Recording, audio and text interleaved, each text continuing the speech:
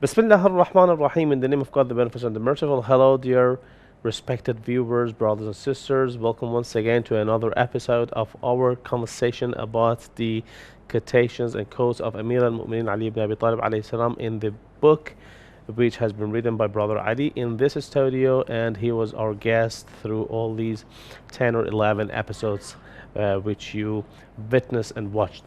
Tonight we have another topic, and we're going to go through it. We are going to discuss about it, and I hope this topic is also satisfying for you. So stay tuned and let's see what is going to happen within this topic and within this episode. Hello, Brother Ali, and welcome once again to this studio and being with us.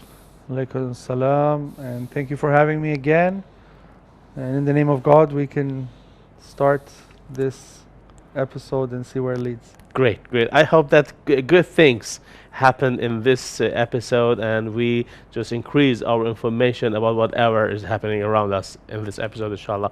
The evolution of inner peace is the name of the chapter that you have in your book, and I found it beautiful, because all of us like evolution. We all try for that. We all try to be better, to promote ourselves in any case, in any direction. Some people try to evolve economically, some people try to evolve physically, some people try to evolve and promote and get stronger, psychologically. But for the inner peace, I would like you to describe a little bit more that what is the evolution of inner peace, and just open this idea for us so everyone can know that what you mean in this chapter. So, I believe you have to go to the beginning of the story, which is you are born, and a soul is attached to a vehicle, a body. The soul is not created biologically in the same fashion that the vehicle is created. The vehicle is created through a biological system of reproduction that we go through.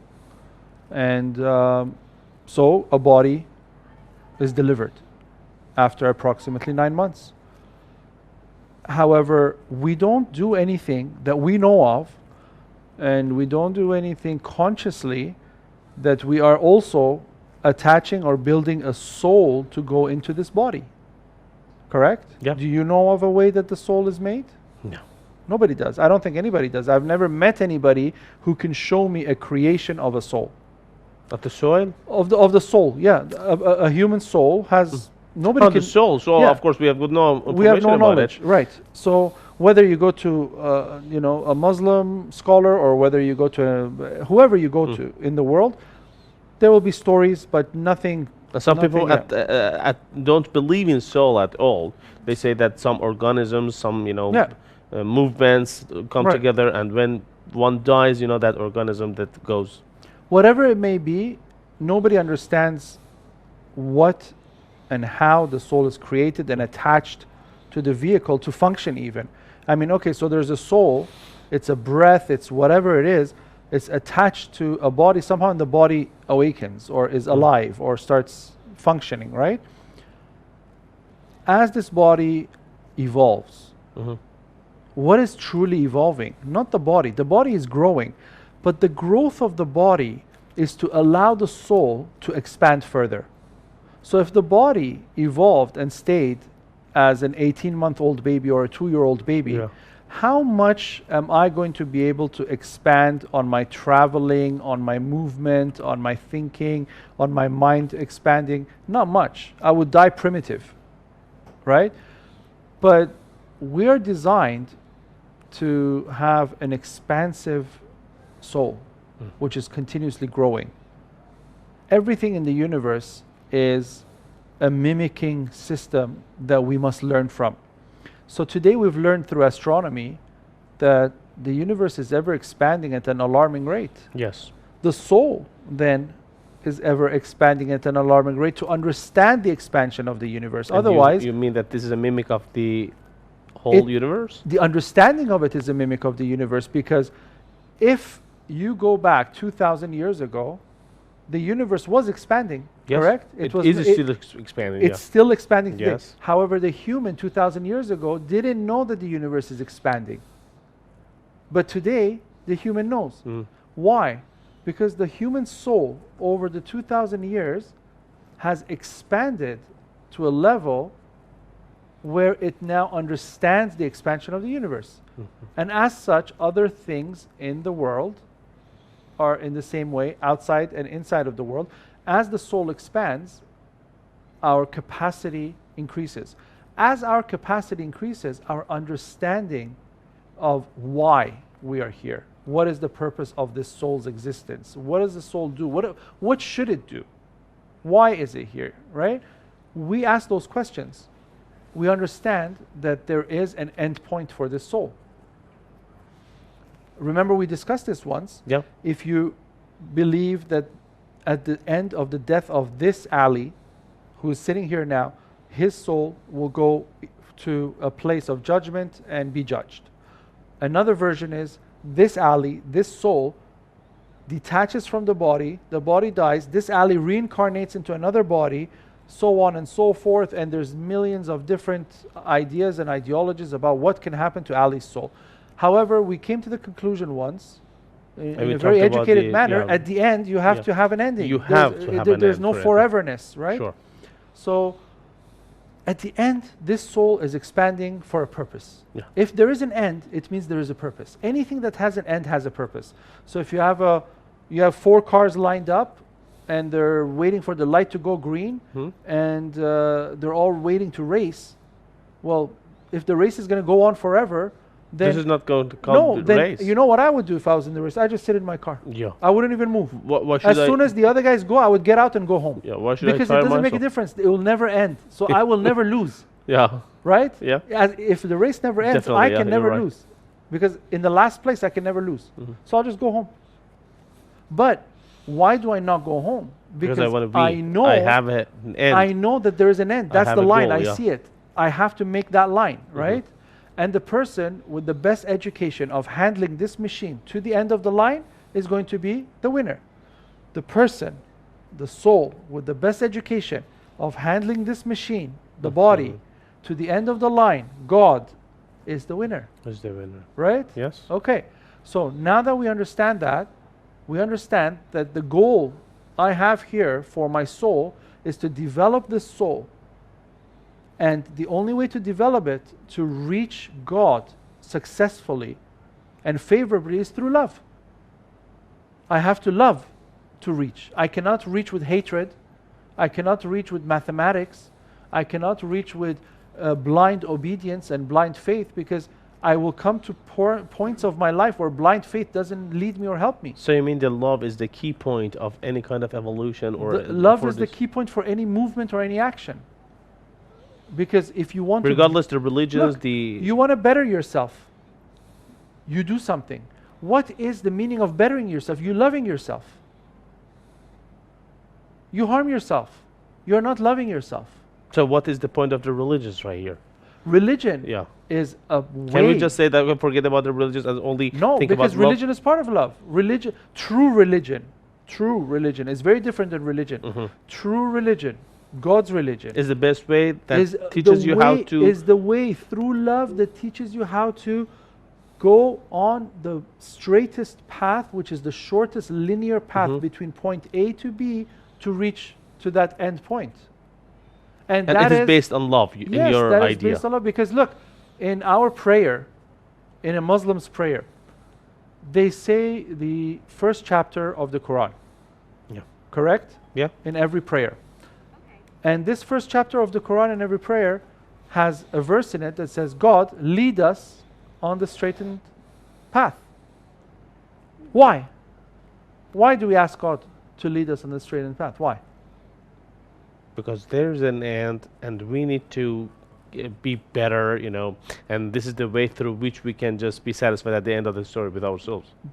But what is it that we're satisfied with at the end? I mean, if something's happening at the end, right? God is giving us something at the end. Yeah. It's a heaven, correct? No. We're seeking a heaven at the end. Sure, of course. So we're asking God to direct us on the path to heaven. To heaven, yeah. Is this not loving ourselves? For sure, because in heaven we believe that, okay, we are not going to die there, we are going to be Whatever heaven is, alive we want to get there. forever. Yeah. Doesn't matter what heaven's giving. You want to go to heaven. Mm-hmm. You're asking God to direct you to heaven. Are you not loving yourself by asking God to direct you to heaven, or are you hating yourself? Sure, no. You're loving yourself. Yeah. Now, give me one example of your prayers to God which does not include love. So in another perspective, some people say that we have actually these in codes that there are three kinds of people who worship Almighty God. The first one worship Almighty God because they are afraid of the disaster which is going to happen if they just don't worship, the hell and the other things. And this is the prayer of the slaves of Abid, and the other group of people just worship Almighty God because they are want to just deal. They're traders. Yeah, they're traders. And some people pray and worship Almighty God because they find Almighty God deserves to be worshipped. So I've got a question right here, that what has to loving oneself, what has to do with this third part, the third classification? Do they love themselves and find Almighty God deserves to be worshipped, or no? There's something else in your idea, in your thinking. I think when you say God deserves to be worshipped, God is not deserving of your saying that somebody deserves something is you placing judgment on that person. You cannot place judgment on God and say God deserves. You see, I come and I clean your house for a day, and you say he deserves at least dinner, and you give me dinner. What are you acting upon God as a deservant of something that you're giving God? God doesn't deserve to be I don't mean deserve by the word, I mean that, I don't know how to describe it, So no, I'll tell you what it is. We need to understand and appreciate God, not because God deserves, or God is waiting, or God is expecting me to pray for sure God. No. None of those things. I'm the one who needs to attach myself to the source of love, which is God. I'm the one who needs to attach myself there. I'm the one who needs to expand myself in love to reach the source of the greatest love there is ever in the universe. I mean, look at what God has provided. However you want to think of God, it does not matter. You here are sitting as a Shiite thinker of God. Another person is sitting as a Catholic thinker of God. Yeah. It doesn't matter. The bottom line is we all believe that the world has a force, a power, a source behind it that is somehow responsible for this world. Let's just leave it at that. This responsibility that was in place to create this motion today, we all believe in. From the atheist, because even the atheist doesn't know what happened before the Big Bang. They have to attribute it to some kind of force. We all believe somebody did something to make everything exist. The whole universe exists, right? Yeah. So whatever this thing is that we all believe in our own different ways, this was done out of love. Because if it was not done out of love, we would not be here trying to be better. The fact that we're trying to be better is we're trying to have a more happier moment, a more contentful moment in life. And this betterment and this contentment is what I was talking about, mimicking universal procedures. Because we all want betterment always. Nobody wants worse. Even the person that you think is working for the worse is working for their idea of betterment. So I've brought it a few times, the story of Hitler. Yeah. Hitler thought he was doing good for the world. Yeah. In his mind, if you can revive Hitler right now and ask him, he will say that he thinks he was doing good in it. He was severely misguided, but in his mind, he was doing better. Nobody in the entire universe, unless they are deranged in some way, will go ahead and act in an unloving manner, in an unbetterment manner. Everybody is trying for the better. The problem is not that we're not trying to do the best that we can. The problem is that we don't know. Or we are misguided. Yes, we are misguided because we don't know when we reach a fork. We don't know to go this way or this way or this way. So when we go the wrong way, people say, he's acting out of love. No, I'm not acting out of love. I just don't know any better which way love was. So if somebody would have held my hand at that fork and said, go on this one, this is the loving way, like the prophet, that's why the prophets came. Yeah.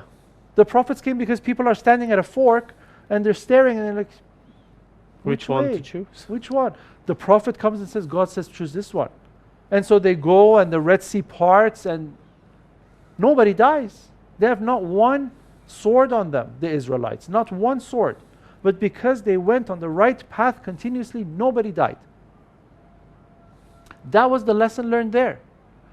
Another lesson learned in a different way somewhere else. Every situation in life is a lesson learned.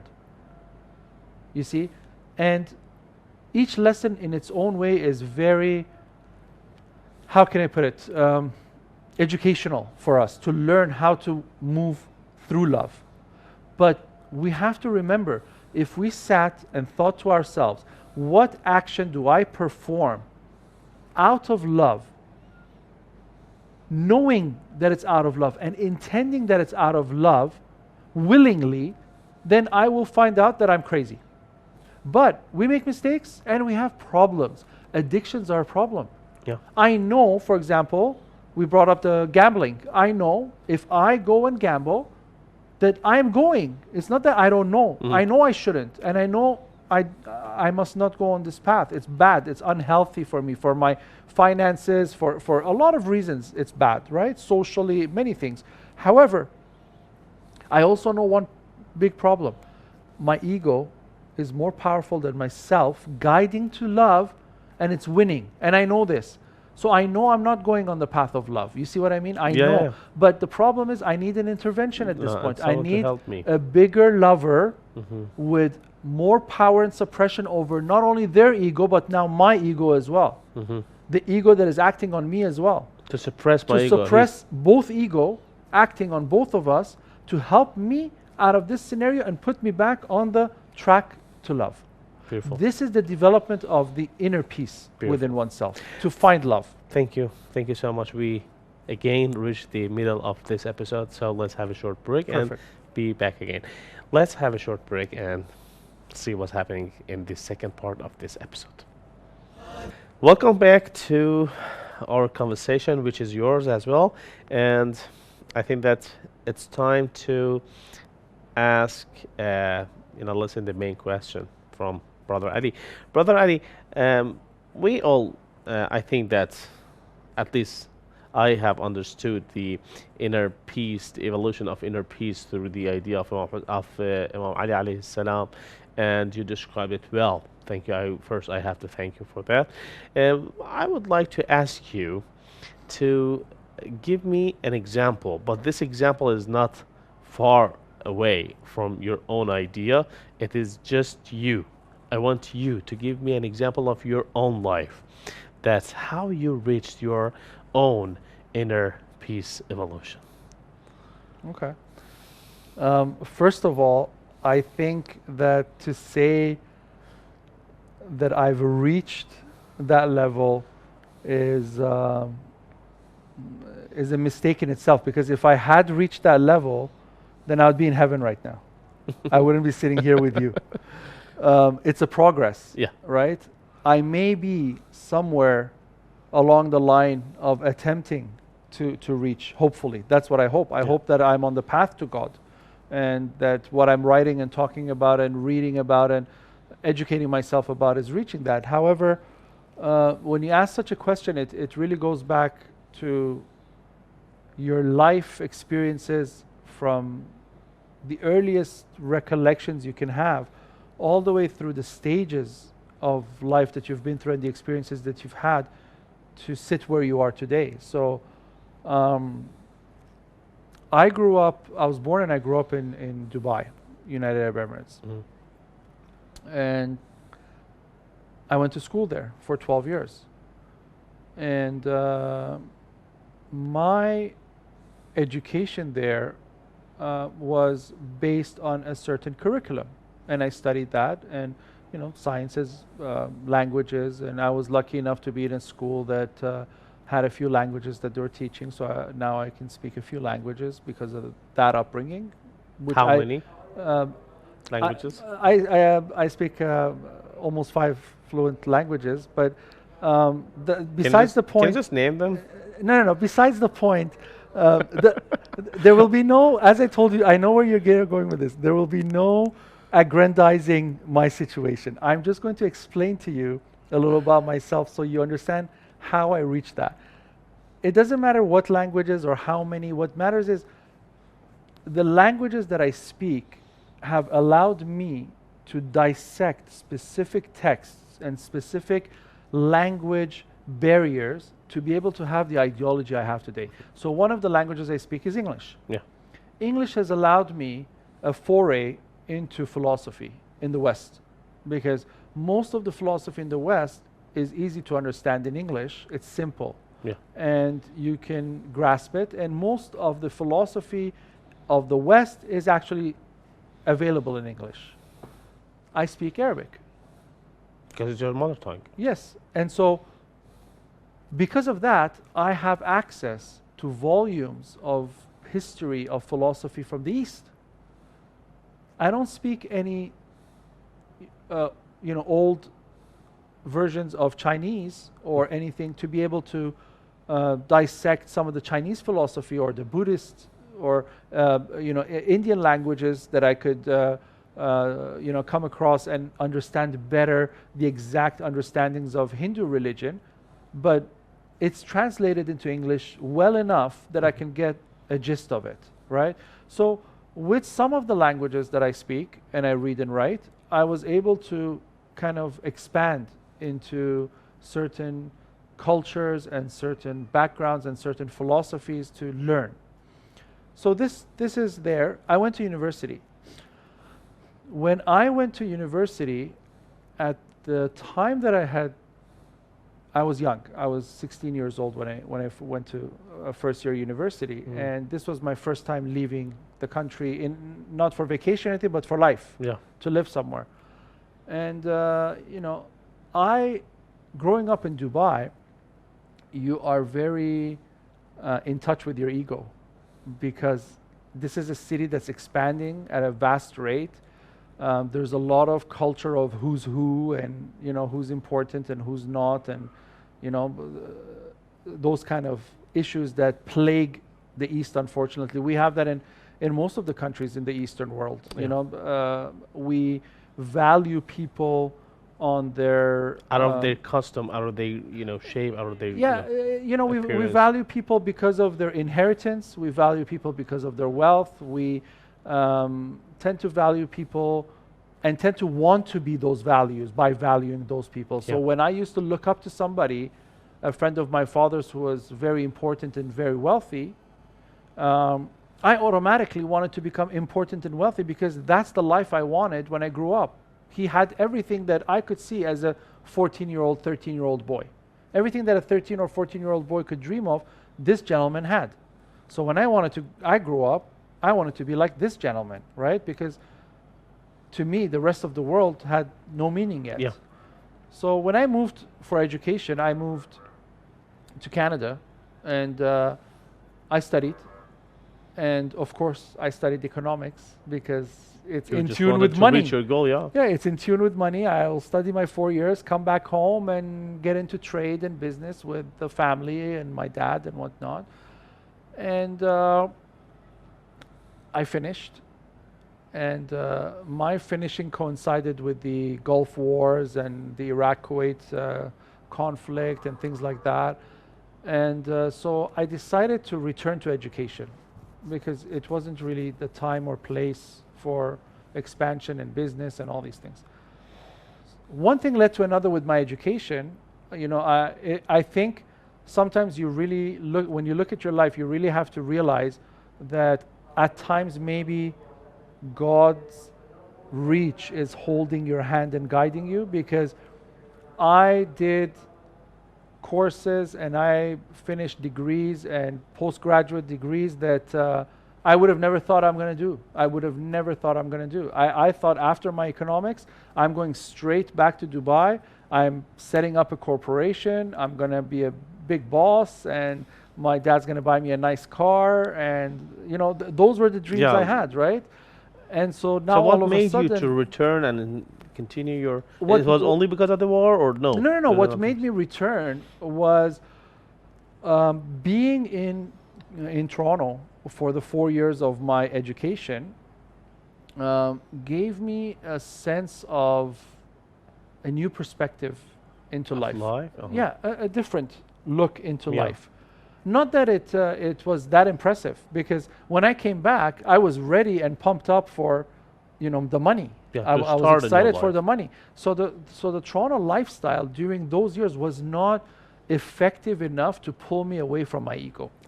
So, the equality, the multiculturalism, the healthcare systems, the government of Canada was not yet able to influence itself on me to call myself a Canadian proudly. It was still, this is beautiful, I like it, it's fun, but Dubai is calling me. Dubai is calling me, Dubai is something else, the glamour of Dubai is something else. So at that point, I was in Dubai and I was noticing in myself that, so if I stay here, the maximum effect that I could have for myself is to create a business structure that would be successful. Yeah. From, merely successful enough to feed myself to having a global empire. Whatever it is, I'm in this range, right? I wanted more. And the reason I wanted more was partly religious, partly philosophical, partly political, and partly financial. I figured religiously, I don't find everything that I was taught and that I was brought up with is the complete set of my spirituality. You had no idea of Amir al-Mu'minin Abi Talib alayhi salam? No, I did, of course. They teach, I mean, in Dubai, in religious class. I'm a Muslim, so I sat there. Why weren't you satisfied with it? I was not satisfied because I had Christian friends. When we had Islamic studies class, the Christians used to go out and play soccer in the playground because they wouldn't sit through Islamic studies because they weren't Muslims, right? And we had a mixed school of Christians, all faiths and religions that were available in Dubai at the time. And so I would look at them and I would say, why is it that they don't, I mean, this is the Prophet. How do you not believe in the Prophet, right? To me, it's a shocker. But then I would see that they have their own faith. And I would go home and I would see, for example... What is the difference between this faith and the other faith? Yeah, and I would go home and I would see, for example, an Indian person who is a Hindu or a Sikh. And I would say, what is all of this? Why, if my religion is correct... So why didn't they... If my religion is correct... Follow this one. Why is everybody not on the correct path? Because there shouldn't be discrepancy if my religion is correct. If there is discrepancy... Either the rest of the world are on the wrong path, and I was lucky enough to be born on the right path, or I am on the wrong path and somehow. There is one true path. And there's not, or there's not one true path, and I have to exercise and find the best path for me. That was one reason. The second reason was I didn't like the way that the politics and the diplomacy was being played out around the world. It was so obvious to me that a lot of the religious institutions and the governments and the major corporations are working in a beautiful unison with some puppeteers on top to create the world that we live in.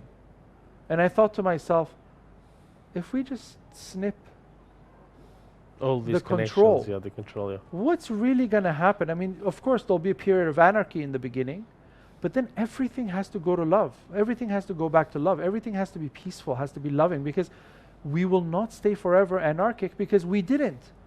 We were anarchic in the beginning. I mean, we were barbarians. Yeah.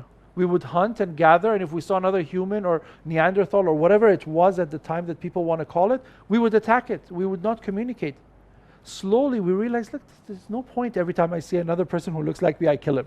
Let me try to communicate and see what I can do with this fella.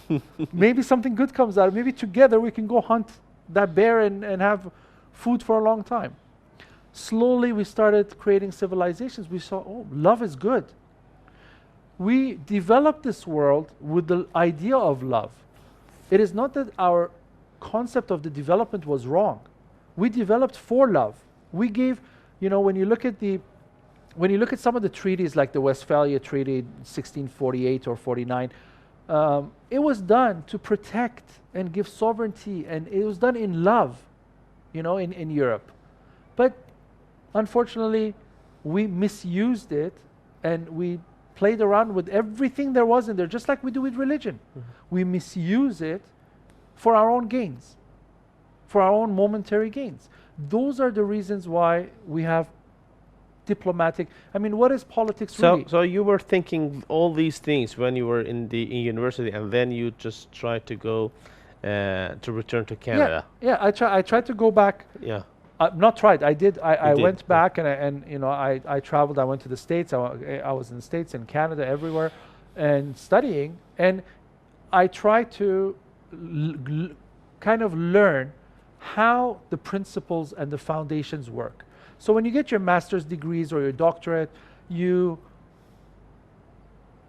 begin with a vast amount of information coming in from everywhere. And then you end up with a specialization core of what it is that you want to learn and understand. And right? you found your core for yourself. Now, for me, your idea for yourself. See, a lot of people, for example, go to med school, right?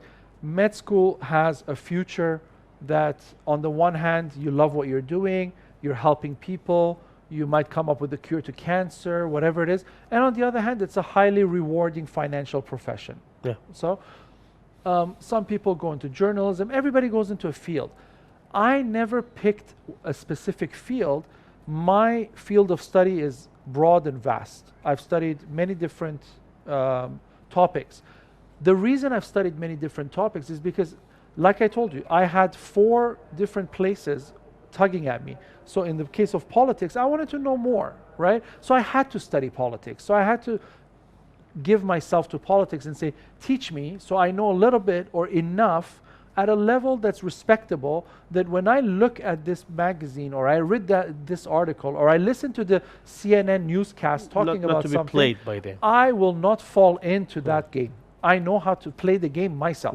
Yeah. So we don't have that much time, maybe Right. 2 or 3 minutes. So I want to know that, okay, right now, your position and how many books you have written. So I've written so far 4 books. I'm working on the 5th. The first book is called Daring to Love. It was my way of telling the world, you have to dare to love. And what does that mean? That means you have to stop this sitting idly on your chair and saying, yeah, this is life. No, you have to get up and you have to fight and you have to find the love and you have to push yourself towards that love of developing and bettering yourself, your community, your surroundings, everything together to reach love, to reach heaven, to reach whatever it is that destination is for you, instead of just sitting down and giving up. And you need certain ideology and a certain system and protocol and factors and factorization to reach this first initial getting up and reaching. Yeah. So that was the hello, that was the introduction. Get up, wake up, dare. And I have heard about your books that they are most sold, and they are just educated, and taught in the universities. They're some of them are very academic. What I did, I'll get to that in a moment. So in the second book, which was very in an academic language, it was called Rumination in Love. That book, I picked very important social topics of today. And in the first book, I gave my theory on love, on God, on understanding religion, how to live, all those things briefly, just as a flashpoints. In the second book, I went deep and I explained certain social issues like suicide, like our culture of vampirism, things like that I really opened up and I went deep in. And I hope when people read that, we can see a change in the way that we tackle those issues. We are tackling certain issues like education. We're tackling education the wrong way in the world today. We are not educating our children and the new generations in the way that we should be educating them. That's a program for another time altogether. But these are things that I'm touching on in the second one. The third book, I really love because to me it's playful. So it's Resolution in Love. Resolution in Love, as you know, every January 1st, we all have a set of resolutions that we write down. We're going to be healthier, we're going to do this, we're going to spend more time with our families, blah, blah, blah. Some beautiful stuff. We sign up to the gym, we go to a grocery store and buy all this healthy food. We call up our families and make meetings for all the weekends of January. Everything's gorgeous. February comes and slowly we're not going to the gym, slowly this is not happening, slowly that's not happening. March, everything's deteriorated, we're back to normal. It's a disaster. I thought to myself, how can I come up with a strategy that in March we're better than in January? Mm-hmm. And so Resolution in Love is that strategy. Beautiful. Is that strategy through love. And the fourth book, as you know, that we just discussed. So the first book was introductory. The second and third book were academic and kind of self-help, right?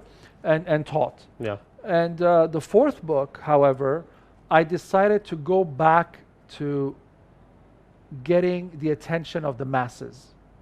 I want everybody to come together. I want the whole world to come and say, you know, never mind Imam Ali, never mind Jesus Christ, never mind this is the Quran, that's the Bible, never mind all these differentiations in life.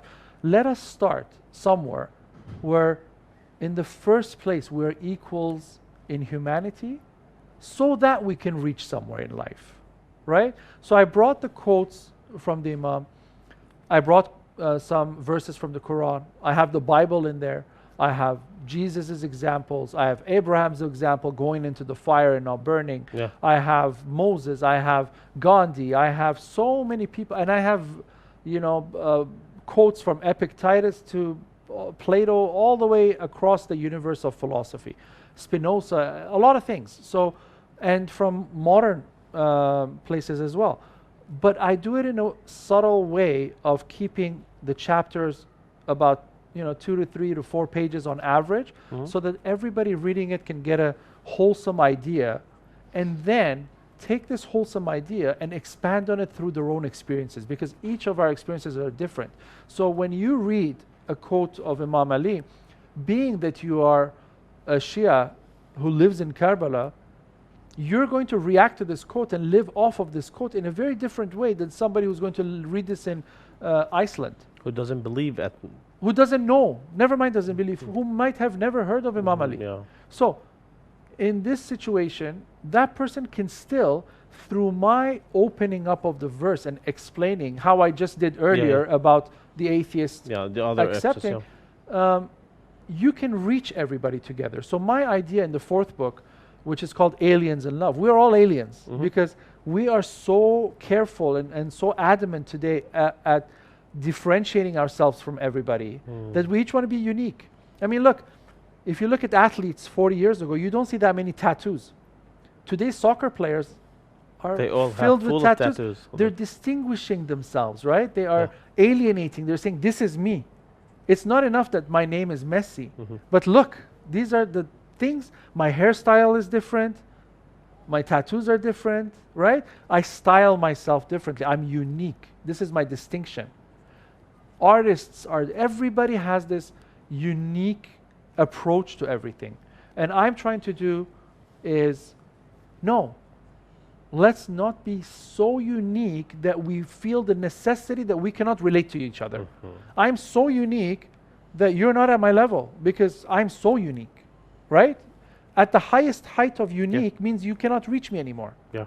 And that is, I mean, if I'm looking to be unique, my path is so this is not good. You want people to have something in common. Yes, we have to come back together. You know, we have thing that we all have in common is love, in your idea. What we have in common that is available from an innate stage all the way to death, and all the way beyond death is love.